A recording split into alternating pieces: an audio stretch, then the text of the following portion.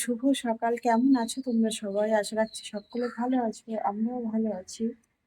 তো আজ হচ্ছে বৃহস্পতিবার আর এখন সকাল ৬টা। তো প্রত্যেক দিনের মতোই আমার রোজকার কাজ শুরু করেছি। তো এই যে দেখো আমার প্রত্যেক দিনের কাজ। চলো তোমাদেরকে নিয়ে যাই।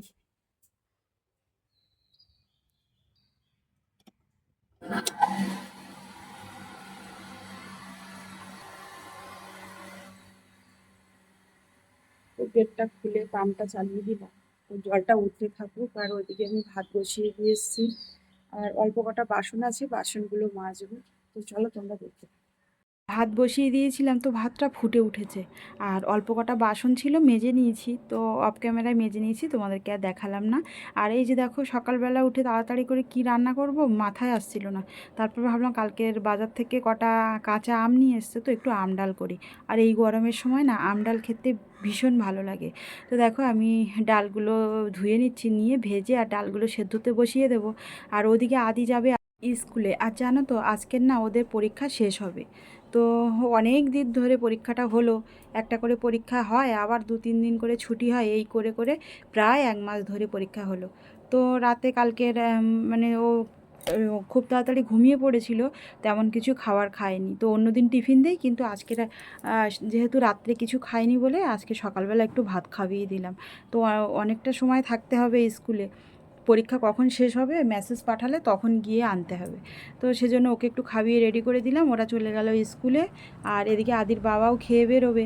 তো তার জন্য আমি ডালটা দেখো সেদ্ধতে বসিয়ে দিয়েছিলাম, তো ডাল সেদ্ধ হয়ে গেছে। আর এই যে ডালটা আমি সম্বাদ দিয়ে নিচ্ছি। তো আমি এভাবেই আমডাল করি গো। তো আমডাল না এভাবে করে দেখবে, খেতে খুব সুন্দর লাগে।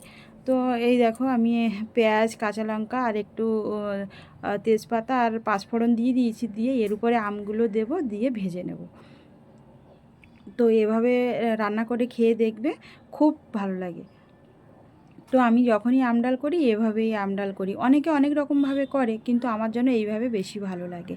আর কাঁচা আম জানো তো, অনেক কটাই কাঁচা আম এনেছিল, কিন্তু আমি বসে কাটতে কাটতে না অনেক কটাই খেয়ে ফেলেছি।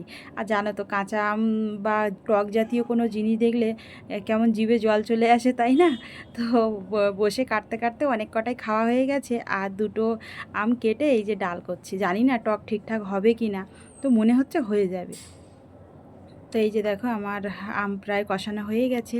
আর আমগুলো ভালো সেদ্ধও হয়ে এসেছিলো।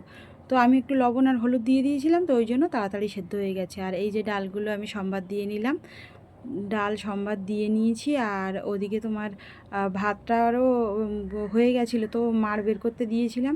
আর আদির বাবা যাবে কাজে, তো ওর জন্য আবার ভাত বেড়ে ঠান্ডা করতে হবে। ও দিয়ে আসতে গেছে আদিকে স্কুলে, এসে মাত্রই খেতে বসবে। তো ওর ভাতটা আমি ঠান্ডা করার জন্য এই যে দেখো বেড়ে রাখছি। তো বেড়ে রাখলে কী হয় বলো তো, তাড়াহুড়ো করে না এসে গরম ভাত খেতে পারে না। বেড়ে রাখলে ভাতটা ফাইন ঠান্ডা হয়ে যায়, তখন খেয়ে চলে যায়, কোনো অসুবিধা হয় না।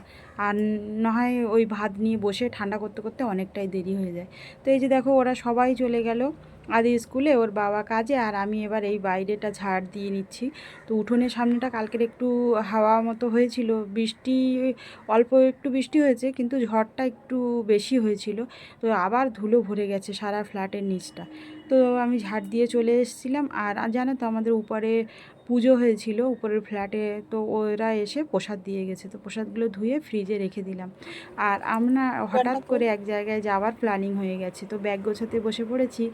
আর জানো তো কদিন না ভিডিও দিতে পারবো না, যেহেতু আমাদের একটা ফোন। তো আদির বাবার কাছে ফোনটা রেখে দিয়ে যেতে হবে। ফোনটা যে নিয়ে যাব তারও কোনো উপায় নেই, কেন বলো তো, ওই ফ্ল্যাটের লোক সবাই এই ফোনেই ফোন করে। আর আদির বাবা একা থাকবে, তো একটা ফোন না হলেও চলে না গো। তো সেজন্য ফোনটা নিয়ে যেতে পারছি না। তো কিছুদিন ভিডিও আপলোড করতে পারবো না। তো যাই হোক, আবার কদিন পরে তোমাদের সঙ্গে দেখা হচ্ছে, মিনিমাম 3-4 দিন ধরে রাখো। তো তারপরে আবার তোমাদের সঙ্গে দেখা হচ্ছে। তো তোমরা যেন আমাকে ভুলে যেও না গো। আবার তোমাদের সঙ্গে পরে দেখা হচ্ছে, একটু সাথে থেকো, পাশে থেকো, আর সবাই ভালো থেকো।